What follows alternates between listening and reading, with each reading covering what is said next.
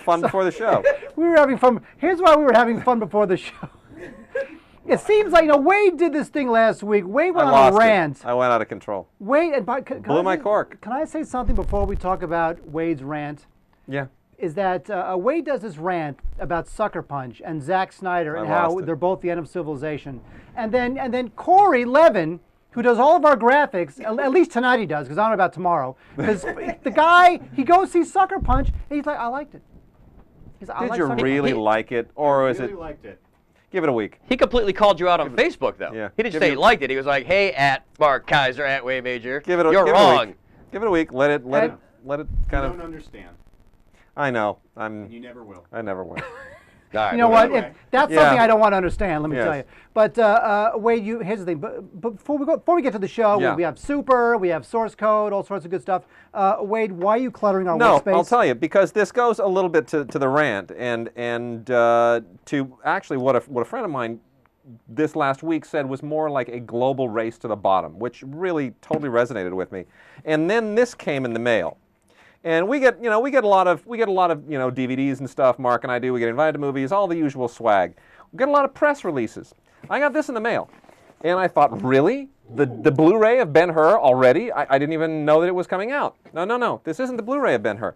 This is the press release in a custom box, custom box, with a full-color booklet, a letter on letterhead, Ben-Hur letterhead, mind you, custom Ben-Hur letterhead.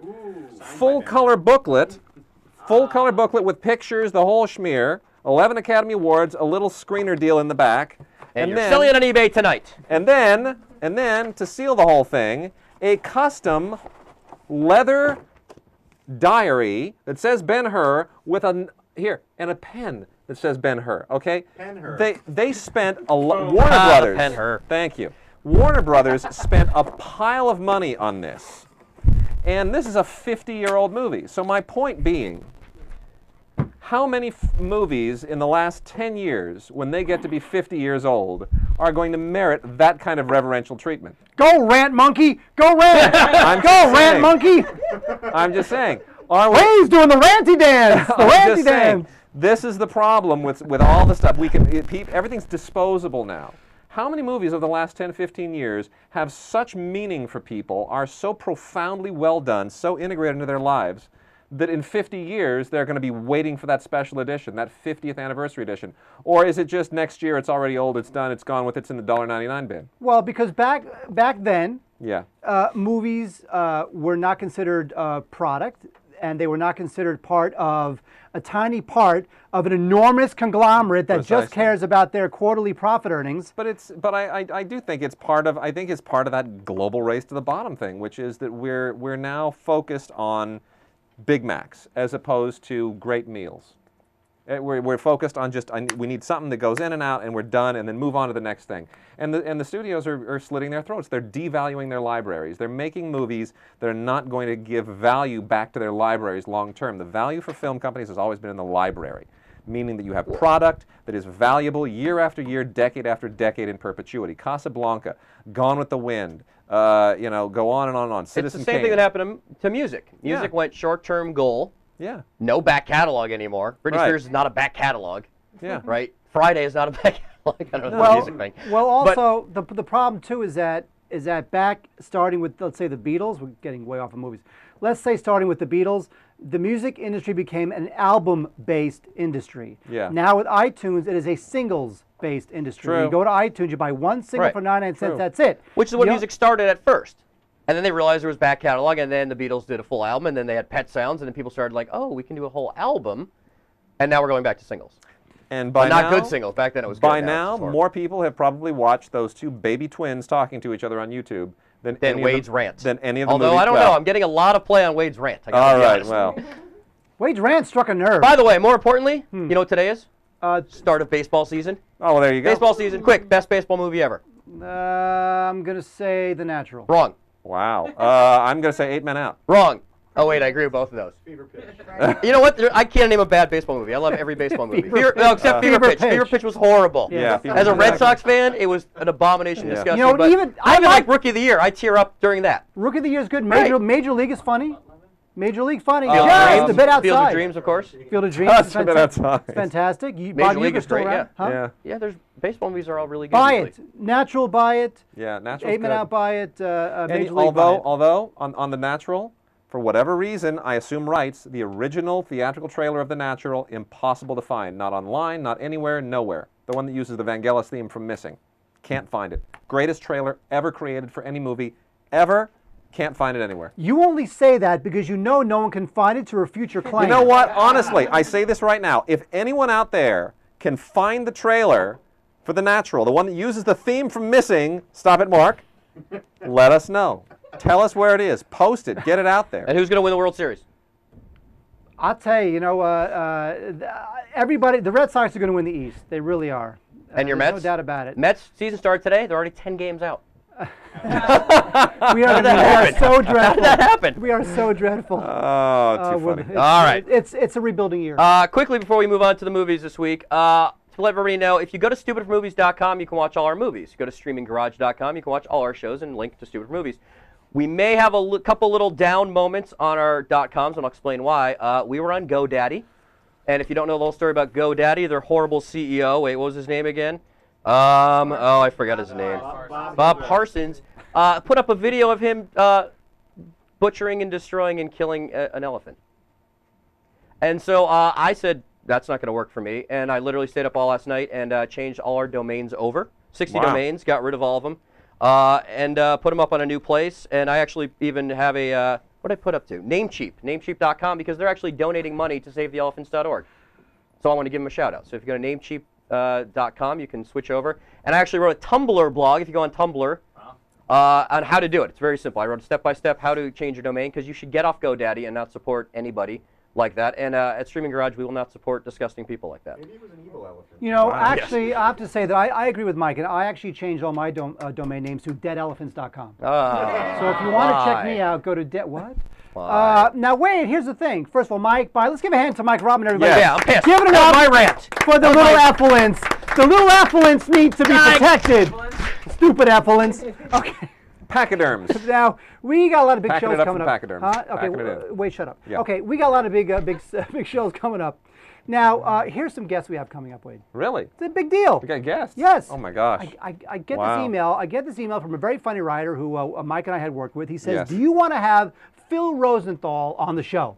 Now, Phil Rosenthal, this is the guy from Everybody Loves Raymond. Yeah. The guiding light, the producer, the guy who made Yeah. it happen. Everybody Loves Raymond. That's great. He has a documentary called Exporting Raymond that Phil wants to promote.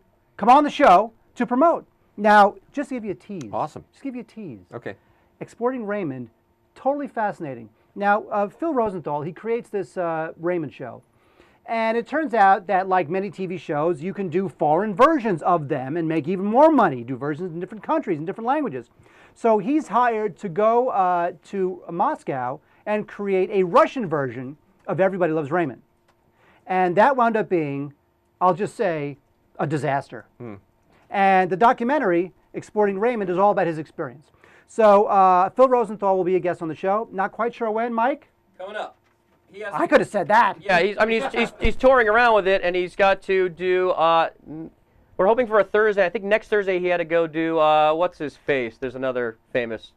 Leonard Maltin. Huh? Leonard Maltin teaches a class at USC, and he's sitting in on that, and he might run over here afterwards. We're going to get it all set, and we'll of course Facebook it and let you know what he's going to be on. And then, so we're excited about that. And then Dave Foley. Now, here's the thing with Dave Foley. Dave Foley, Kids in the Dave Hall. Foley was starred in one of our Try This at Home films. And now the Foley man himself, Kids in the Hall. I'm crushing Awesome. got ahead, Wade. I'm crushing got ahead. Remember that? The star, the voice star of Bug's Life. That is true. Very true. Yeah. He'll be on. Nice. So that's exciting. Coming up. Yep. Great. Coming up. A lot Now, of stuff in April and May. that's right. Now, And one more. Now, on April 14th, we're particularly excited. Alex Albrecht showing up Hey. to do Dignation. Guys, Dignation, totally rad show. Yep. And not only that, he has great taste in comedies. He's going to Very come good. on. He's going to talk about a particular comedy on April 14th. Now, you don't know what this comedy is, Wade. No, I don't. I do. Okay. But soon you're about to know, Okay. because here's Alex now. Hey everybody, I'm Alex Albrecht. I'm the creator and co-host of Dignation, as well as the creator and co-host of Totally Rad Show. do a lot of internet stuff, as it were. And I'm excited that I'm going to be on Stupid for Movies April 14th, which is going to be super fun. We are going to be talking about one of my favorite movies of all time, Three Amigos. So your homework, my friends, watch Three Amigos. Join us April 14th for some live discussion and chat with the Stupid for Movies guys, myself, all in the Streamin Garage. What up? Three Amigos! Very cool. Funny! Right on. That Three Amigos is one of the great quotable comedies of our youths. Yes. Along with, let's say, Caddyshack. And it also stars 3 people who would all be better Oscar hosts than the 2 that we had this year. Oh. So April 14th. April 14th, Watch we have that. Alex Albrecht from right. Watch Dig April Nation. 14th. Totally rad show to talk Yeah. about Three Amigos, talk about what he's doing. So we're very excited about that. April 14th. All right, Wade, so Nice. we've done all that. We have. Now there's only one thing left to do, Wade. Close the show. Good night, everybody. Seems like we've been doing this Good long night. enough. Why don't we get on to what the show's about? This weekend in movies!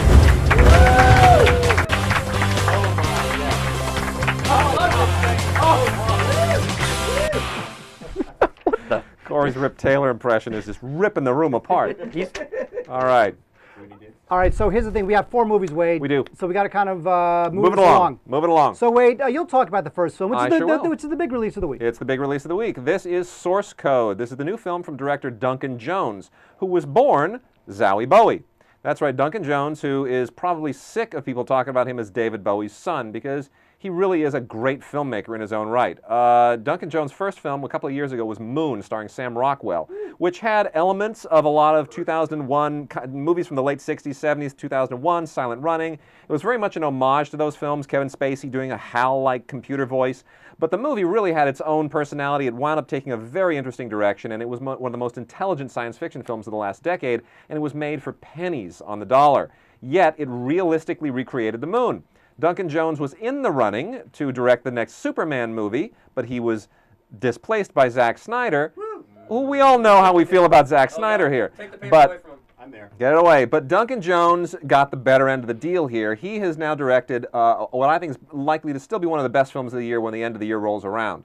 A few years ago, Source Code probably would have been a big Tom Cruise summer movie made by a studio. As it is, it's an independent movie starring Jake Gyllenhaal, but it is an extremely intelligent, relatively complicated, but very accessible thriller with Jake Gyllenhaal as a soldier who is involved in a top-secret experiment that involves a kind of virtual recreation of events where he has to figure his way out of a very, very difficult terrorist situation. Here's a clip. What would you do if you knew you had less than 8 minutes to live? I don't know. I'd make those seconds count. I would call my dad. I would hear his voice, and I'd tell him I was sorry.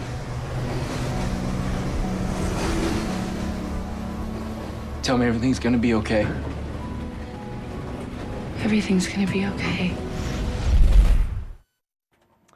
Now that is the wonderful Michelle Monaghan, who I think is a very underrated actress, and it hasn't been getting great parts lately. She has a very good one here. She's the woman that he meets on the train and doesn't realize that he knows her, but yet he does know her. These are all these kind of virtual reality questions that he has to sort out as he relives this experience over and over and over in an effort to decipher what it is that he's supposed to find. I don't want to give too much more away. It's a great mystery. It's a great thriller. Those two things don't usually go together, but I think Duncan Jones proves that he was not just a one-trick pony with a low-budget science fiction film. This guy is for real. Forget about being David Bowie's kid. Even if he were, you know, Joe the barber's kid, he would be an amazing director. He's got chops. I can't wait to see what he does next. I agree. I think that this movie it's efficient, it's fun, Yeah. and it's smart. And the only knock I'll give it, Yeah. and I liked it a lot. The only knock I'll give it is that you have the Jake Gyllenhaal character is a character you're supposed to care about a little bit by the end. Yeah. However, I don't know that they really did enough work on the character, so by the time that end comes, and supposedly you're supposed to feel for this person, you don't really, because the movie is really about the thriller mechanics of it. True, and I could say the same thing about what, a lot of people have been comparing this. They've been saying it's like The Matrix meets The Thing meets Inception. It's got nothing to do with The Matrix or Inception. It's nothing at all like them. It's just those are people going for, I don't know, let's think of another science fiction movie that makes you think a little. I know, let's compare it to that. Not really. More than anything, it's probably like The Menagerie, the 2-part Star Trek episode, right? It's got elements of it. Oh, it does, absolutely, absolutely. And it not a lot, but enough to make you go, wow, that's interesting, and I like that. Also, I want to shout out to screenwriter Ben Ripley, who it's tough for me, because Ben Ripley's an SC guy, Bruin here. But Species 3 was Ben Ripley's... You know what? Ben Ripley wrote 2 straight-to-video Species movies. Right. 2 straight-to-video Species sequels, and that's normally like Hack City. But for him to emerge from that and deliver something like this, I think, please, let your days in straight-to-video hell be over. Keep writing stuff like this. Lay it out there, because he's really talented. And also, I'd written down Don Burgess, who shot it. And, know, it's so well shot for a couple of reasons. First of all, he gives it a little bit of a Hitchcockian feel, which I kind of liked. I thought it was kind of unique. And also, when you're shooting the same event over and over again, you got to find different ways to make it interesting so you don't feel like you're seeing the same 8 minutes over and over again. And he really does that. It's a good-looking film. Does a great job. That would be Don Burgess, I think, who used to work with Robert Zemeckis back when he actually photographed human beings. Oh, because Don Burgess shot Forrest Gump. Yep. And so I think that Source Code is, I had a very good time in it. It's only like 93 minutes, but it's tight. It's exactly as long as it should be. It's tight, and it rocks, and it rolls. And Jeffrey Wright is terrific in it as sort really of the shadowy government Vera figure. Farmiga as the face that Jake Gyllenhaal sees somewhere in a control room that has to direct his activities and sort it out. It's great. It's all great. The one thing that Jones does, which I like in this, is that he deals in a lot of close-ups. There's a lot of close-ups of Vera Farmiga, who's in a video screen a lot of the time. But there's a lot of close-ups of Jeffrey Wright, who's so terrific. But yet it's not closed in. It's not claustrophobic. Not at all. I mean, he knows, and this is always the thing. Look, directing, I'm going to say this. Directing is about directing actors, first and foremost. Forget about lenses and cameras and music and special effects. Forget it. It's about actors. And what Duncan Jones does best is he gets the performances that he needs, and then he fills in everything else with production value, with art direction, with the music. Everything else flows into those spaces, and that's the way it should be. Once you've got those performances locked down, let everything else just kind of blossom. That's true. So basically, don't worry about the fact that the story is preposterous, and you're not expected to understand all of it, and I don't even know that they understand all of it. It's really just a launching off point to tell this story. So for me, it's a buy for me. It's a buy for me. Look at that. I know. I think it might be our first buy. That's your first buy. You know what this means? It means the stinker season of January and February is finally over. Oh, wait for Arthur, everyone. Well, which we haven't seen yet. Seeing it Monday. I'm seeing it Monday too. All right. So all right, so that's Source Code. Now wait, I saw this film called Rubber. I'm sorry. And I know what you're thinking. Oh, it's a porno film, hilarious Rubber. What is that? That's not. Look how awesome that is. That's not the one sheet. No, is that the one sheet for Rubber? Well, that must be one of the. Corey made the tire. That must be the one of the festival one sheets, because the actual release, the actual official one sheet is not that. It's much more interesting. Not as sexy, but much more indicative of what the film is. Rubber is this bizarre horror comedy about a car tire that comes to life and kills people with its telekinetic powers. What? Yes, it was directed by a Frenchman named Quentin Dupieux. What's his name? Dupieux. Quentin Dupieux. Look at me with the T goes up here, Wade Major. Who's a director and also scored the film. And obviously, it's an experimental film. When you watch the movie, you see this tire slowly excavate itself from the barren desert sand, and it rolls around as it teaches itself how to move, and then slowly starts to explore its environment. And it's just literally about a car tire come to life. And you look at this clip, you'll get a sense of what I mean. Wow.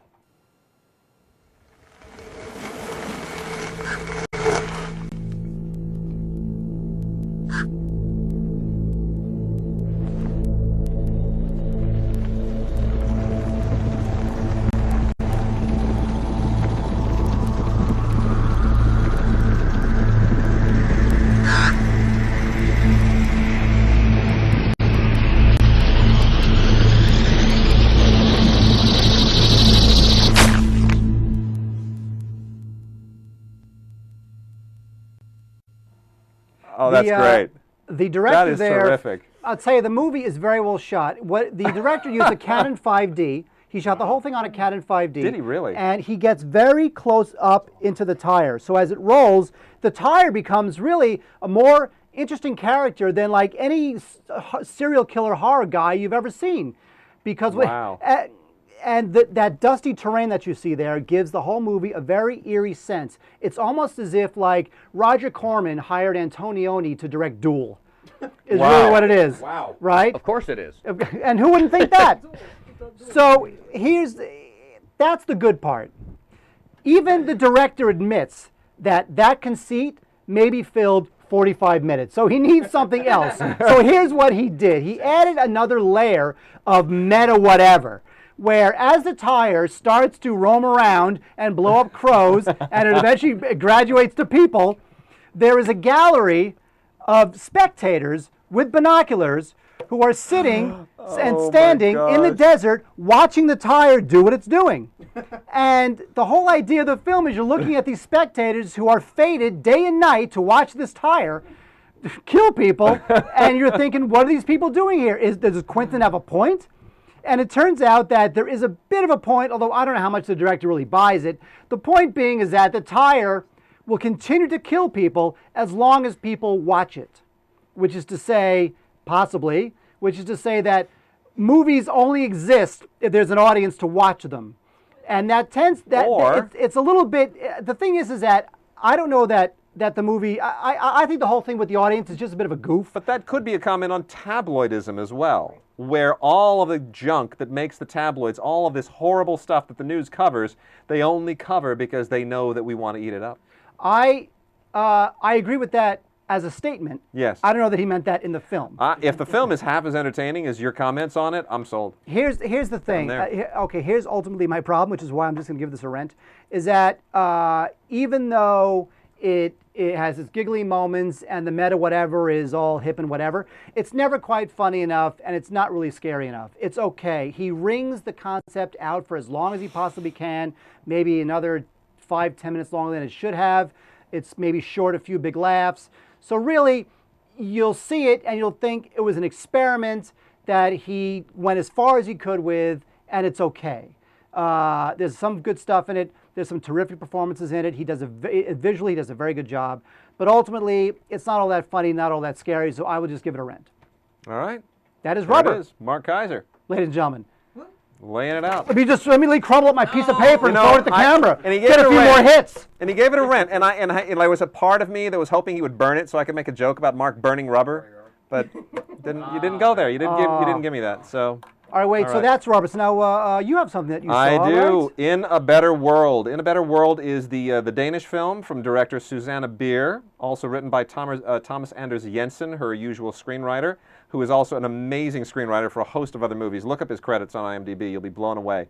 The last film that they were Oscar nominated for was called After the Wedding. It was incredible, one of my favorite films of that year. And even though I don't think this is quite as good, this went on and won the Oscar this last year. And we're very happy for Susanne Bier because she is one of those European directors who has had something of a spotty experience in Hollywood. She came here after the Wedding and made Things We Lost in the Fire with Halle Berry and Benicio and the Del Toro. Dud. Yeah, the Del Toro. Dud. Benicio Del Toro. Not a good movie, Wade. And not a good movie. Wasn't a good movie. It misplaced all of her talents. This is back in form for both Susanne Bier and for Anders Thomas Jensen. The story here centers on two kids who become kind of unlikely friends in school. One is the new kid, and he's a little bit scarred from the death of his mother. He carries a knife with him, and he won't take any crap from anybody. The other kid is one who gets picked on, and it's these circumstances that lead them together and lead them into actually some relatively dangerous situations. Meanwhile, you're also focusing on the parents and the situations that the parents are involved in. The picked on kid, his parents are separated, and his dad is a doctor who often goes to Africa and does Doctors Without Borders work, performing surgery on people in war zones. And all of this comes together in an amazing, amazing tapestry of love and peace and how people interact with each other, and all of these incredible emotions flow all over this movie. And it's a tremendous film. It ends on a little bit of a melodramatic note, but let's take a look.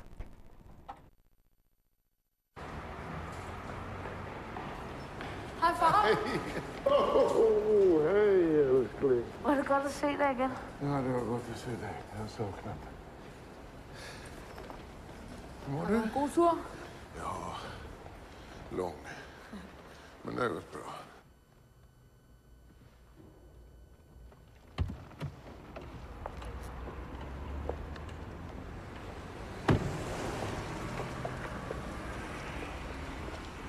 Hej. Nej. Morten har lavet gave til dig, hvis du er sulten. Klip dig. Nej.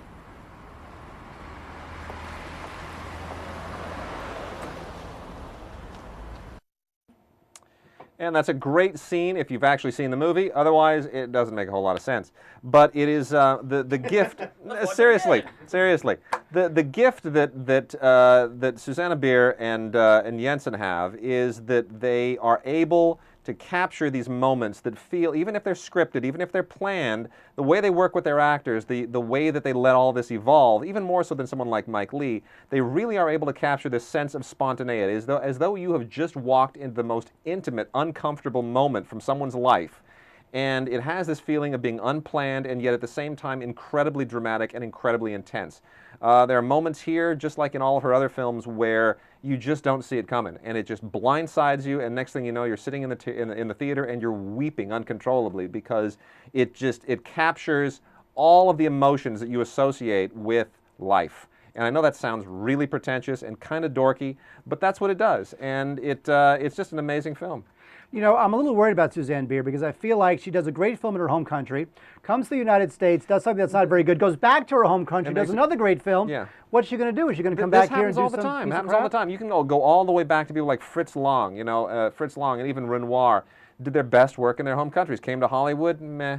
I mean, Fritz Lang did a bunch of noir type stuff. Actually, it's fine. His American stuff is good. It's good, but not as good as M and all these other films. But the classic stuff, it's the German expressionist stuff. And Renoir stuff is the French stuff, and it's Louis Malle. Louis Malle made a lot of great films in France, okay films here, not really great. So I mean, it's a common theme. Look, Paul Verhoeven made his best films. I mean, I love RoboCop and I love Starship Troopers, but he made his best films when he was still in Holland. Soldier of Orange. Soldier of Orange and Das Boot and that kind of stuff. No, Das Boot is Wolfgang Petersen. Another one. Look, has he ever made anything in English that's as good as Das Boot? No. So. You know what? That was a German film.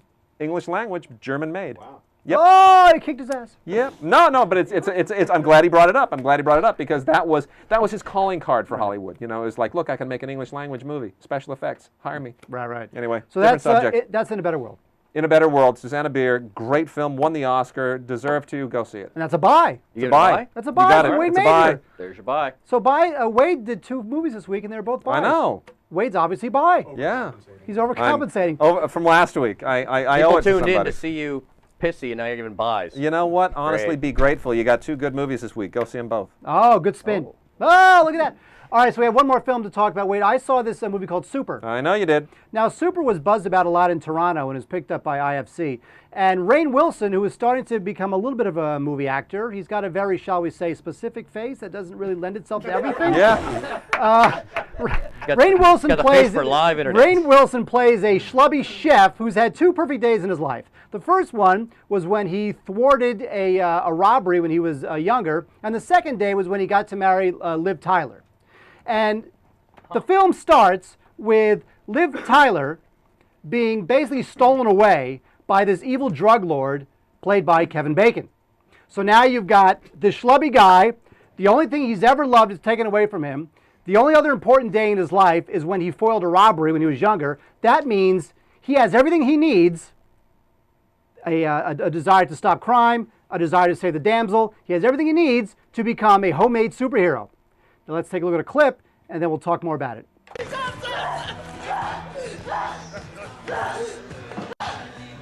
it! We did it! We totally fucking beat evil! Get And then he'd never get a car again, would he? A brand new fucking Jetta, Frank. Melissa loved that car. Don't say that. What, Frank? Don't stop saying. Ow! Oh, fuck. You really keyed your friend's car? Yeah. Yeah, I'm pretty sure it was him. Uh. What? I didn't know I wasn't supposed to kill him. I mean, I'm just learning. You have to teach me these things. How am I supposed to tell crime to shut up if I have to shut up? I know, but I'm just trying to help. That's what it's all about for me, being a kid's sidekick, helping people. That's helping people? And he was evil. He was so fucking evil, and you won't believe me, Frank. Frank! So there you see Rainn Wilson in his guise as the Crimson Bolt, along with his partner Bolty, played by Ellen Page, the best performance in the film. Now here's what I have to say about Super, which works up to a point, but ultimately I think fails as a whole. The movie is very violent, and it's sort of that street-level violence where because Crimson Bolt doesn't have any special powers, he basically just takes a wrench and starts hitting people on the head. And he takes cinder blocks and beats them over the head with them. And the violence is very sudden and very street level and very jarring. And I kind of like some of it, but towards the end, it starts to get really violent to the point where it's a little off-putting. Something else I did like about the film is that it brings up two things, I think, of superhero culture, which is interesting. One is essentially the psychotic nature of anybody who would want to be a superhero. I think this kind of gets into that a little bit, which I liked. The other thing I thought was interesting, which the Bolty character sort of embodies, is sort of the fetishistic nature of superhero fan culture. And in the movie, Ellen Page has kind of a crush on Crimson Bolt, and of course not a crush on Rainn Wilson, but a crush on the character he plays. And I thought that was kind of interesting. The issue here is that James Gunn comes from the trauma school. Now, when you come from the trauma school, that means one thing. You just throw everything at the screen. You don't care how cheesy it is, how bad it is, willfully bad or not. You throw it all up there and you hope for the best, because that's trauma. And this film really is tonally all over the place. It's got some good ideas, but in the end, it just doesn't come together as a whole. And I think Rainn Wilson doesn't really invest us emotionally in the character. And the end of the film winds up being so mawkish because he can't really take us there. So while there's some good stuff to it, and I think that the hipster crowd will get a kick out of it, ultimately as a whole, I would just have to give it a rent. That's what I think about Super, Wade. All right. Not so super. I mean, kind of super. So how does it compare to Defendor? I like Defender a lot. I like Defender more than this. Okay, because I actually like Defender, and I actually kind of like Special, even though it was very kind of low rent with Michael Rappaport. Similar deal, except there he's, ramming his head into walls, which I found disturbing. Well, and Kick-Ass, which this is a little bit like, we both love Kick-Ass. Oh, but Kick-Ass was... Was that sarcasm? No, we love Kick-Ass. For real. No, we did. That was one of the biggest raves of the year we But it was, but the problem with Kick-Ass was it was horrendously mismarketed, much the same way that Paul is being mismarketed. They marketed both of those to the wrong audience. Kick-Ass was not a movie for teenagers, and neither is Paul. They should both be marketed to people in their 40s. But the problem is that the studios are afraid that people in their 40s don't run out to see films on opening weekend. Yeah, so leave them in theaters longer. How are you going to have bragging rights to be the #1 film if you market to 40-year-olds, Wade? It's a myth. No one cares what the #1 film is. Just like people don't care what #1 on the Billboard charts is. Well, they don't care. Well, definitely Billboard. But you know what? On Sunday afternoon, you start reading on CNN.com and on all the sites which film is #1, and it gets annoying no one too. Cares. It gets annoying too when you have movies that are like really neck and neck. Yeah. Where like one makes $21 million and the other one makes $20.8 million, and yet the one that makes 21 it gets all the bragging rights. You know what bragging rights are? 50 years after you make a movie, they release a special edition. No, you know why? Because that's bragging rights. No, because the stockholders are not going to wait 50 years. In order to see a return on their investment on Kick-Ass. Well. And Sucker Punch and all this other crap. Some may hang on to their stocks for that long. I will not be alive for that much longer, unfortunately. In fact, I'll be dying tonight after the show. That's how bad it's going. That's how bad the show's going right now. All right, so let's go ahead and wrap this up before we get to news. Do it. Source code's a buy. Yep. Rubber's a rent. In a Better World. Buy. And Super's a rent. It's not a bad week in movies, Wade. Not at all. It could be picking up. This weekend in movies. This weekend in movies, ladies and gentlemen.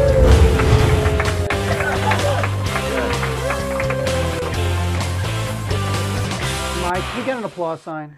Yeah. As soon as we get tally lights on the camera, so you know which camera to look at, we'll get applause sign after that. I only have 2 cameras to look at. I look at that one. We'll set up a Kickstarter campaign for an applause sign. Yeah. Oh, let's do it. Do it. Unbelievable. Clap, because there's no applause. No, yeah, don't clap. There's no applause sign yet.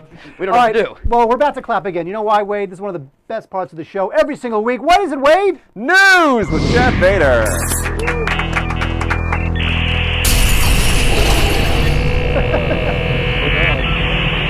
Chad, don't take the lack of applause to mean anything. It's not a qualitative judgment on your performance and how much we love the news.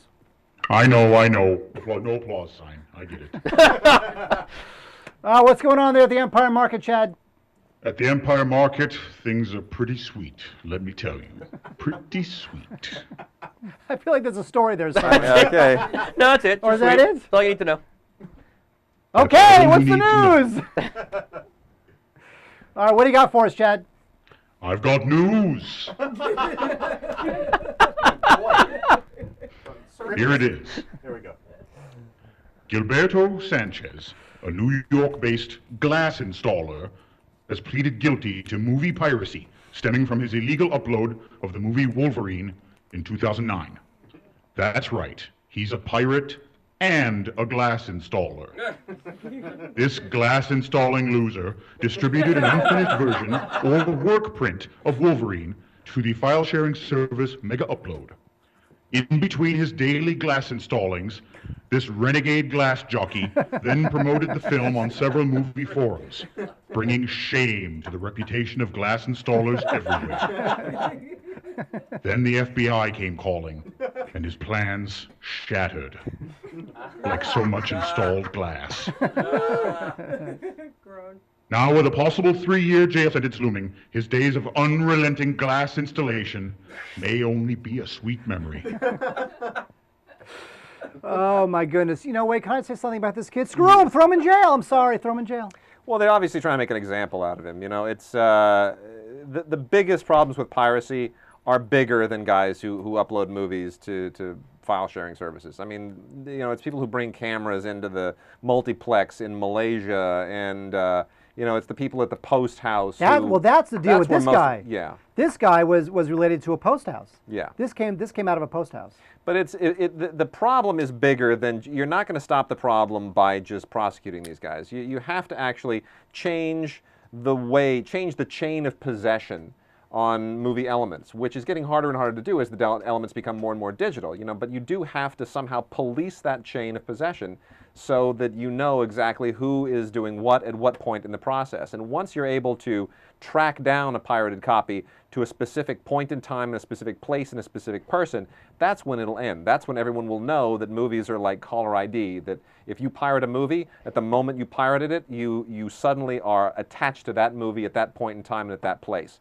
If we can get to that point in the digital chain of supply, then we're good. Well, our screeners as film critics, our screeners that we get at home, they come watermarked. Yeah, and with a nasty little letter that says, if you pirate this, we will track you down and kidnap your family. Yeah, I mean, I don't know. I don't get those, I have to say. Yeah. I don't know that that's the case at these post houses when they lend out DVDs. No. You know what? But you can also just pull some off the Avid. But there are, yeah, you can pull them off the Avid. You know, there are screeners that are given to marketing people and advertising people and product placement people, and it's very, very loose. And nobody has really sort of shown, despite all their concern about piracy, nobody has shown the will to clamp down on that. So, are they taking your cell phones? All Media Reviews, who's in our chat room on the Ustream, we're on Ustream and YouTube tonight, said they forced him. He was forced to check his cell phone at the screening of Win-Win a few weeks ago. Does that guys happen to you guys? It happens. It doesn't happen as much as it used to. It used to happen all the time. It's kind of like security after 9/11. You know, getting onto a plane or even going into studios was like, it was insane. You couldn't you couldn't pass a studio gate right after 9/11 without having them look at your trunk and then run mirrors underneath the sides of the car. Now it's sort of like, well, yeah, okay, go. And it's kind of the same at screenings. They'll wand you a little bit, you know. For a while there were you know, pat downs and you know. So occasionally with a really big film, they'll make you check your phone or your you know, especially if there's a camera in it, but not really that much. All right, Chad, what else you got? Sarah Lane, Natalie Portman's dance double for Black Swan, told Entertainment Weekly that Portman only danced in about 5% of the dancing scenes, and that they used digital face replacement to make it look like she did. Director Darren Aronofsky refutes this claim. In other shocking news of Hollywood deception, James Franco did not actually saw his own arm off in 127 hours. Colin Firth was fake stuttering in the King's Speech, totally fake. And toys don't actually come to life when you leave the room. What? Ooh, Hollywood, when will the lies stop? My childhood destroyed. You know what? To me, this is a non-story. It's a non-story. I agree. Right? Look, this happens every once in a while when somebody who's involved with a hit film in a minor way wants to call attention to themselves and sort of piggyback the film's success to. Well, you can look if you contributed to the success of a movie, that's fine. Yeah. But she shouldn't be doing it she shouldn't diminish Natalie Portman. She's trying to further her own career. Well, I don't know. I mean, basically, it sounds like somebody who's not involved in Hollywood. She gets a credit when you sign up to do a movie. You get a credit. Her credit was, I think it was hand model. I think they said she was. Is that what it was? Hand model? It was that, and it was the stunt double, right? And then they gave her stunt, and she obviously wanted dancing. Well, that's what you negotiate before. Yeah. I don't fault her for it. She probably didn't know any better, and then she saw it and went, "Hey, Natalie Portman, they're saying she did it all." Well, honestly, I did it. Look, I don't think she's looking for fame. I think she's just trying to go. I didn't like that Aronofsky actually went public with a statement adding up the percentage that Natalie did, the percentage that he didn't need to do that. He didn't need to do that. You don't want to give credence to people who come out of the woodwork and say things like that. No, you don't. I mean, look, she's just trying to further her own career, and she saw Natalie Portman collect an Oscar. She saw the movie make a ton of money, get some press. She thought, I'll make a stink, and I'll maybe somebody. I don't take it like that. Did she really make a stink, or did somebody just pick it up? I don't think she made a stink. I think she mentioned it. It seems like she said it somewhere, and then look at what she's saying. Maybe. So I don't know if I would judge her as harshly. It's a non-story. From what I'm reading, yeah. Chad, how much of Natalie Portman's dancing did you do, Chad? Oh, I didn't do any of it, but I watched all of it. Like a hawk. Like a hawk watches a swan. Thanks for taking my non-starter question and making it funny, Chad. Chad Vader, everybody. Brilliant. All right, what else you got for us? You better chain Wade down for this one. Uh-oh. According to Jeffrey Katzenberg and James Cameron, the 3D revolution is just beginning. Likening the new technology to when movies first went to color and the Wright brothers' first flight, these bozos think that 3D movies are going to be the next big evolution of cinema. Don't worry, Wade. I got this one. This camera! Give me this camera right here! Go to hell, you losers! Oh, you guys are 60 years old and you're making movies for 15-year-olds. When Francis Ford Coppola was your age, he'd already made Jack. When Francois Truffaut was your age, he was already dead. This camera, give me this camera right here. Get a life. You make me hate Wade's job. That was awesome. The rant that'll live forever. The rant is now being spoofed. Wade, you're being spoofed. I am so honored. Thank you, Chad. I'm 1 week old and I'm the subject of satire. I'm so flattered. You know what? Just go ahead and watch Weekend Update tonight on SNL. You never know. You never know. It could be there. By the way, can I say something? The reason why Katzenberg and Cameron are coming out and saying that 3D is the next big thing. You know why they're saying that now? Yeah, because it's not the next big thing. It's trying to save face.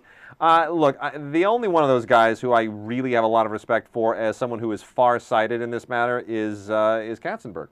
And I think he's wrong. I mean, I would agree with him with a lot of things, but not in this. And let's remember, George Lucas is the guy who said that movie theaters would go 100% digital and cameras would go 100% digital in like 5 years. And that was like 16 years ago. You know, because it costs $70,000 to equip a theater to become digital. Look, if 3D were the next big thing, it would have been the next big thing in whatever 1958 or 59, whatever when House of Wax was. It's kind of come and gone so many times, and they can perfect the technology as much as they want. But at the end of the day, people don't like wearing glasses, and it doesn't really enhance the experience. It really doesn't. I mean. A good movie shot in 65mm negative, 70mm projected, any of those great movies from the widescreen era, even Mad World, Lawrence of Arabia, all that stuff, that is a much more immersive experience than anything shot in 3D. You mean My Bloody Valentine in 3D is not immersive? No. I don't understand. Not really. Unbelievable. Yeah. All right, Chad. Good stuff this week, Chad. Awesome. Thank you.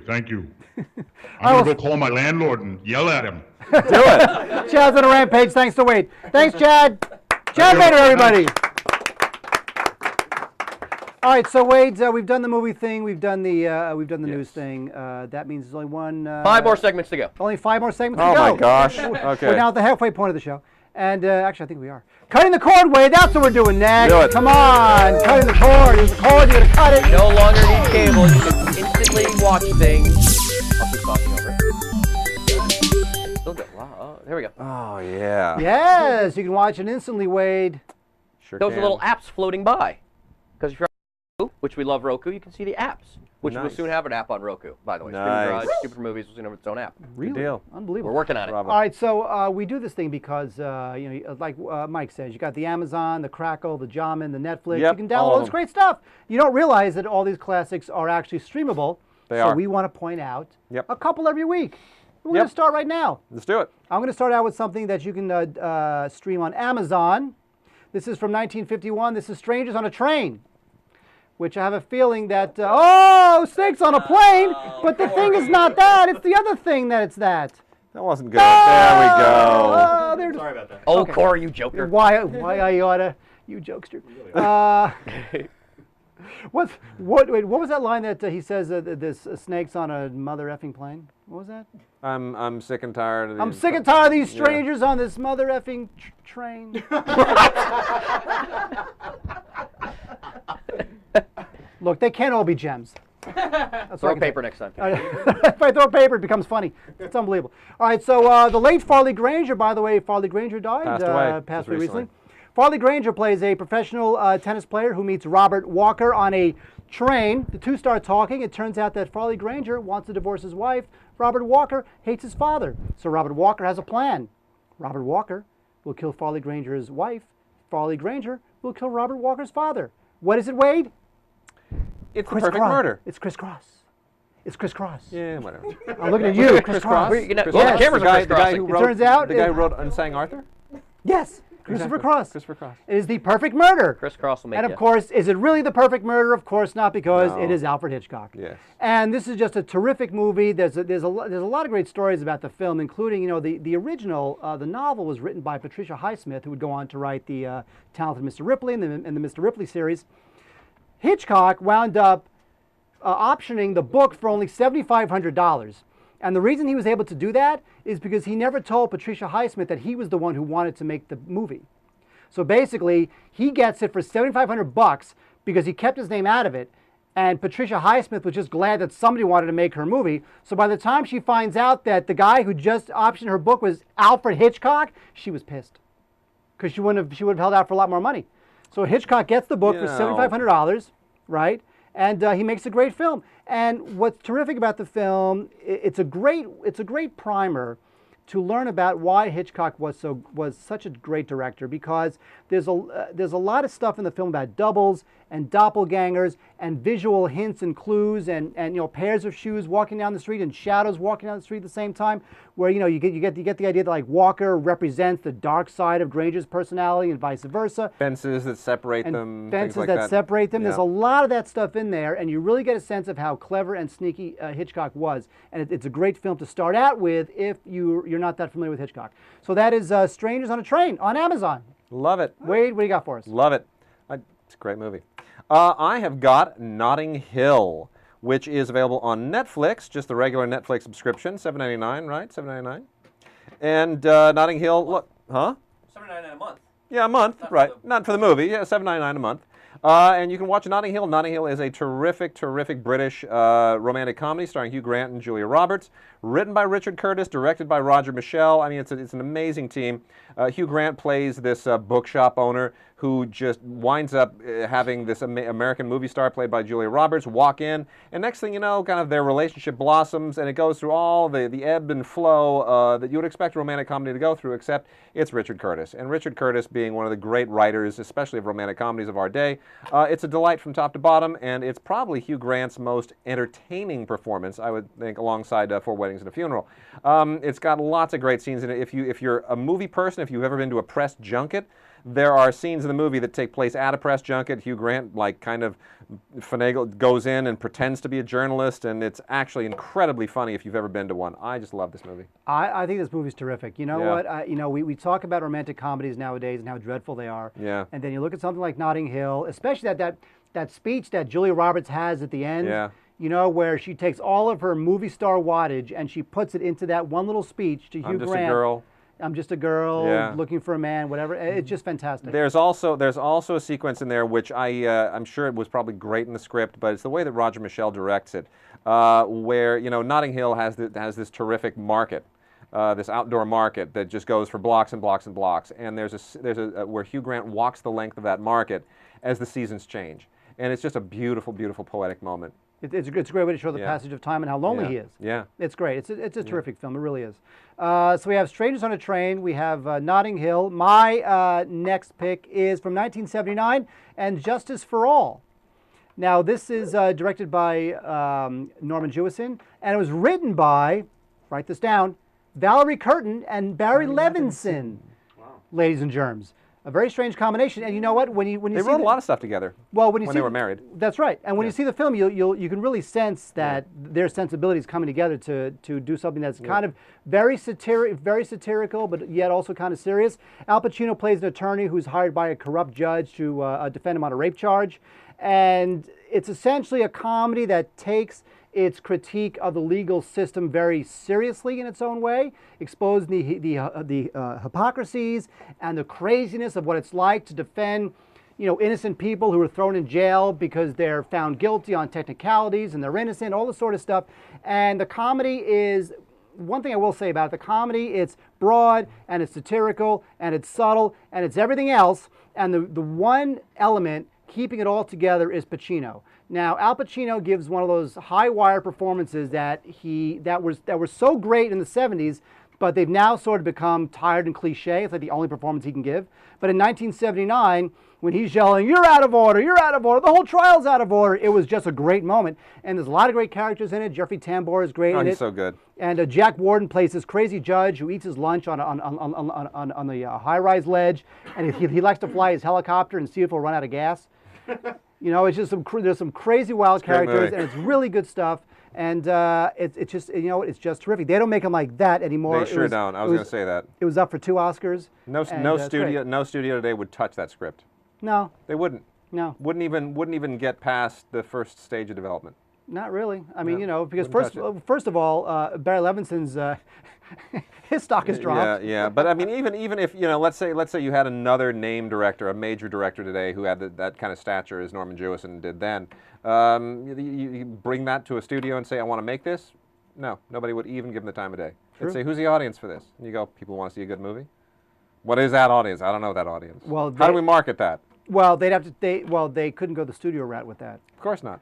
They have to find their money somewhere else. Look, even Source Code. Like I said, Source Code 10 years ago would have been a Tom Cruise movie made by Paramount, summertime, tentpole. Well, that's why. And then you'll give us your last one. Then we'll move on to Buy, Rent, or Burn. But that's the one thing about Source Code that I loved. And when the publicist emailed me today and said, "What'd you think of the movie?" I said to her, it was so refreshing to see a $35 million mid-budgeted film be that polissh and smart and fun. Yes. You just don't get that for these mid-budgeted films. It's either got to be $175 million, in which case it's bloated and it sucks, or it's got to be $10 million. They don't make those mid-budgeted films anymore. They sure and don't. This one was just a winner, Source Code. Anyway, that's another conversation. Because Wade, you got one more for us. One more for cutting the cord. Repulsion, Roman Polanski's 1965 black and white classic starring Catherine Deneuve.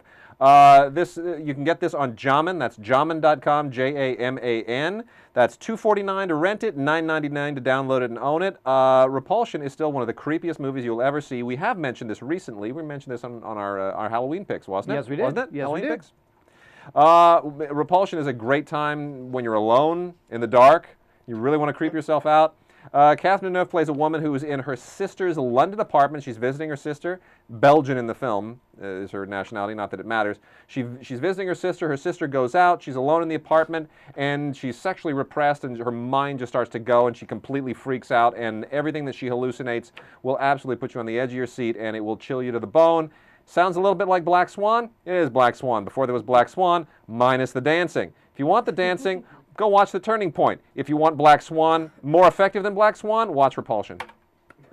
That's my rant. You for don't the like week. Black Swan, do you? I love that don't. movie. Here's the thing with Mike. here's It the was thing a funny with movie. with Repulsion. Repulsion is great because it gives you all that creepiness. Yeah. No CGI. No. No CGI. What? No CGI? How's it possible? actors, How can a what? movie be good without CGI? It's impossible. The Scenes? genius Scenery? of Polanski isn't just in some of the conceptual stuff. It's where he puts the camera, and it always has been. Rosemary's Baby as well. Polanski is incredible, and he even did this recently with Ghost Rider. Polanski knows better than anyone else how to put the camera in places where it just makes you uneasy, where it's just the placement of the camera, and you just say, I don't like where the camera is. I don't like how that shot's framed. I feel creepy.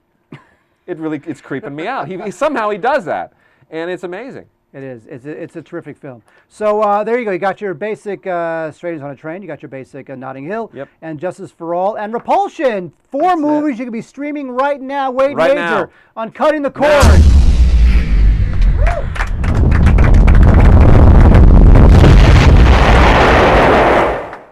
All right. Or after the show. Or after the show, as Corey reminded us. All right, so there you go, folks. Now it's time for, what's the time for, Wade? Tell the folks. Buy, rent, or burn. More graphics. More graphics. I have to say that J-Mac on the graphics this week, punching the buttons, making it happen. Hey, you've been taking your sweet old time about it. So Okay. And I'm trying to move, I'm actually moving back to get him on camera, and he doesn't cut to himself. Here we go. There you go. I'm like, Fantastic job. you're praising him, and then he doesn't even hit the button to show himself on camera. Try not to hand it up. All right, so here's the thing.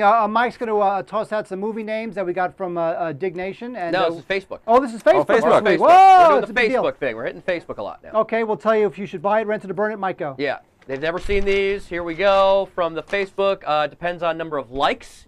So on our Facebook.com, streaming Stupid for Movies, the more they're liked, the more chance you get to be on the air.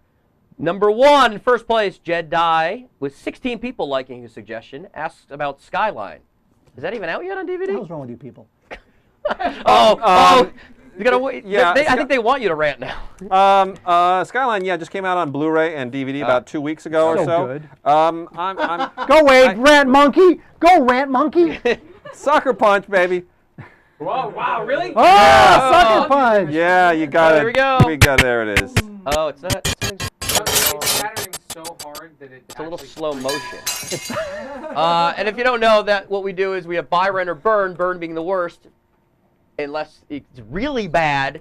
And they take the worst movie of the year. Right now, that's Sucker Punch, worst movie of the year. Skyline is not good. I think. By the way, that was a studio pickup. It wasn't like I know it was independently made, and it shouldn't have been. And it shouldn't have been made at all. All right, so I'll Sucker Punch that too. Jeremy Aruda from our. Well, I don't get my Sucker Punch. Oh wow! You want another one? That's mine. Mine was better than Wade. Mine was smoother. Okay. Thank you, Corey, for that amazing Sucker Punch graphic. I do it because I love you. Jeremy. I applauded. I want it out there. Jeremy Aruda from Facebook with 14 people liking his suggestion. The Wicker Man, 1973 original. Oh, sure. No, you know what? No, okay, buy that, but you've got to rent the Nick Cage one. I mean, come on. No. It's the best. No. It's Awesome, awful. Is that the one with the bear suit? You get That's punch the one with the down bear there? suit. And directed by Neil LaBute of all people. I know, No, that's it's bizarre. just the worst. Okay, do pairing. this. No, the wrong actor, the wrong director, and a film that never should have been Wait, we're made. talking about 1973 original. Yeah, the Yeah, original buy is great. that. The original's great. The original's terrific. It's just great. Is that a buy? Buy the original Wicker Yeah, Man, thank and then you. when you're done, go on YouTube because there's a lot of videos of people who had condensed the entire Wicker Man experience with Nick Cage down to like 7 minutes. And it's nothing but 7 minutes of Nick Cage doing his whole method crazy. I have a tax burden, so I need to act sort of thing. You know, it's just the best. All right, moving on. Yeah. With 14 likes on the Facebook page, from Mike Rotman Crazy X. It scares me. I'm like, who is that? Ask about Match Point and who are you? Why do you keep using my Crazy X name? Match Point's the last great Woody Allen film. You know, it's very Patricia Highsmith, actually. You know what? That is true. It is, actually. It really is. It's very, we were talking about Patricia Highsmith and Strangers on a Train. Match Point is a Woody Allen murder mystery set in, or murder story, murder thriller, really, set in the UK. And it's incredible because you would never expect Woody to make that genre in that place and master and nail the British dialogue. You know, because it's not the same cadence as New York English. It's London English, and he nails it. It's great. It's the sort of film that I didn't know he knew how to make. I agree. You know, and it's great. I would buy that. Yeah, buy. And the Woody Allen commentary on the Blu-ray is fantastic. Oh wait, Woody Allen doesn't do commentaries on anything ever. 13 people like this next one on Facebook.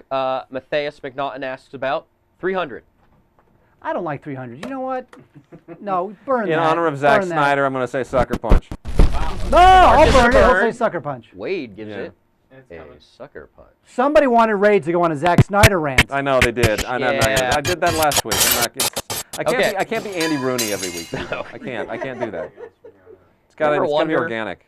Moving on, Facebook page, another one with 13 likes. Dean Carson, I believe is a new person, asks about Watchmen. Oh, come on. And then put an LOL next to it. Come on. Look, the fans are asking. Watchmen, here's what I would do. I will watch, I will buy the first 7 minutes of that film and then burn the rest. You know what? Here's what I'm going to say. I'm going to say rent it and just fast forward through it and only watch the Jackie Earle Haley stuff. If you just watch every scene that Jackie Earle Haley is in, you see all the good parts, and then forget about the rest of the movie. Especially Billy Crudup as the naked blue guy. So, do we have a graphic for watch the first 10 minutes and burn the rest? Do we have a graphic for that? It's Brent. Where are you? Wait, I could play the first part of Bye. Yeah, do that. Oh! Wow! Yeah, impressive. Broadcaster J-Mac, look at that. I don't know how you did that. It's a conditional rent, because Jackie Earle Haley is really good in it. That's impressive. All right, 9 people like Rebecca Carson's Dawn of the Dead. Also a new person. Rebecca, welcome to the show. Just Dawn of the Dead. People, stop it, people. This like thing is not working very well. It's another Zack Snyder. yeah, it's all Zack Snyder. Let's go back. Let's say. By the way, Dawn of the Dead is probably his best freaking film, and that doesn't say a lot, but it probably is. Burn, because the original, anything. Let's say it's the original one. Is there an original Dawn of the Dead, or is yeah? Oh yeah. It's the Romero film. The Romero film's terrific. But original Dawn of the Dead. That's what we're going with. Original Dawn of the Dead. I would buy that. I would rent that. I'd buy that. Okay, buy and rent for the original. Yes. Yeah. Great. We're not even going to talk about the new one. Is that every Zack Snyder film now? Yeah, pretty much. Owls of Ga'Hoole. Oh, any Owls of Ga'Hoole, anybody? You gotta buy that. How can you not?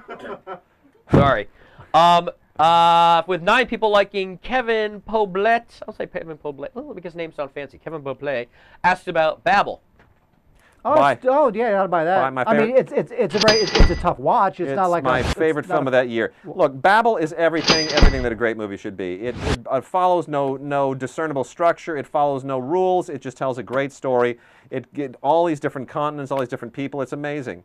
Iñárritu is a genius, and that film rules. Iñárritu was working with the same writer when he did a lot of those films. Yes. And that writer, by the way, was not on Beautiful. No. That was Iñárritu without that writer. Yes, whose name we're both forgetting. But when those two guys were a 1-2 punch, they were great. And Babel's Bye. All right, let's wrap this up in the Facebook. We got a couple more from YouTube and Ustream.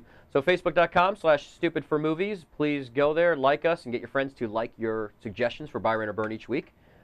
Clint Sanders with 7 people liking Star Trek II, Wrath of Khan. Oh, it's my favorite film of all time! I've seen that movie more than any other film I've ever seen.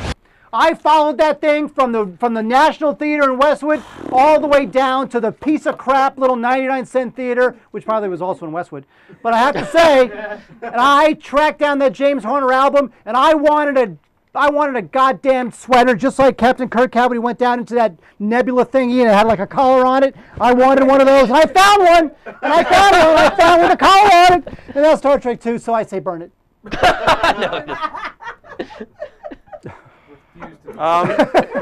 You almost got J-Mac to burn it. I'm like, no! Already hit 5.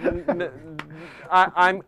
My all-time favorite film. I've seen it so many times. You know, look. I am. Wade and I have had this conversation for 20 effing years. Wade, tell them how much you love Star Trek: The Motion Picture. I'm the guy who loves Star Trek: The Motion Picture and Star Trek V and doesn't like the rest of them. I kind of like Star Trek VI. Get out. I know. What? I'm that guy. I admit it. I'm whale? that guy. I don't like Wrath of Khan. And at the time, I was a teenager, and I actually started to write this really extended 19-page angry letter to Starlog magazine about how Star Trek II was a betrayal of the whole thing that the first film had started. And I gave up because I was so angry I couldn't finish it. Wow. I'm not a fan of Star Trek II: The Wrath of Khan for a lot of reasons, but I will say Rent, because I know the kind of people who like it. So I had the Star Trek II photo novel. I had the. I know you did. I had the poster. By the way, the last time Kirstie Alley was not fat, corpulent. That is true. All right, let's move these. We got. And by the way, she should have been in Star Trek 3, but she asked for too much money, so they said, "Screw you, lady," and they got Robin Curtis. All right, let's run through these last few. Ready? As quick as we can. Ustream, Lady Diode asks about A Business Affair. What's that? Oh, well, Lady Diode. Business Affair. I think Lady Diode might have stumped us last week too. Yeah. No, do we have a director on that? Wait, Director, no, year? Wait. It's I think it's a Christopher Walken movie. That narrows it down to about. Oh, is that movies. wait? In honor of his birthday, she said. Christopher Walken. Wait, that's not the Alex Cox film, is it? 1994. Alex Cox? Who's that? Director? No. No. Charlotte Brandstrom. No, I don't know what this is. Jonathan Pryce is in it. All right, moving on. Stumped. Moving on. Sorry, From Lady Diode. BJJK in the Ustream chat room asks about In the Mood for Love. Yeah, I would buy that. But, you know, Wong Kar-wai's acquired taste, and a lot of people kind of find it a little bit. It's just so beautiful. It's so beautifully shot. It's terrific. Buy that. Yeah, buy that for sure. Let's go to Maggie YouTube. Chung's just so YouTube. good. Artsy Torres asks about Changeling? Changeling. The Eastwood film? The Eastwood film? I'm going to say buy. I love that film. You know what? I don't love that film. I love say that rent film. to that. I I'm love not a that big fan of that movie. I think Angelina Jolie is tremendous in it, and I don't always say that about her because I think sometimes it's like she's so beautiful it hurts and you can't quite buy her in the role. May I say something controversial? Angelina Jolie, I don't get it, not beautiful. Well, I agree. Burn it. I don't Burn get her it. beauty. But the J-Mac, cue it up. The beauty can interfere with the performance sometimes. It can overwhelm her. Not if you don't think she's beautiful. Well, okay. Anyway. The looks, let's say. I'm going to say buy. That's a great film, a creepy story, a true story, and really well done. I think some of the best directing Clint Eastwood's ever done. All right, Mike, go. Here we go. One more from YouTube. The Gray Cell asks about Arsenic and Old Lace. Aww. The Cary Grant. The Cary Grant film. For sure. Of Frank course. Capra, yeah. Gotta buy that. Buy it, for sure. It's fun, and it's frothy, and it's hilarious, and it's just a lot of fun. So every week, go on our Facebook page, and then also in the live chat, and we'll pick yours for Buy, Rent, or Burn. There was one I'm going to mention, Lance Horatio Taylor. Yeah, we like Lance. Here's the problem. He had a Yankee symbol for his icon on Facebook. Uh-oh. Yeah, that's not going to happen. Whoa, Lance Taylor! Lance Taylor. Yeah, if you have a Yankee avatar, the chances are I'm probably not going to choose your Buy, Rent, or Burn. You know, I'll say this about Lance Taylor. Did he not just have his first baby?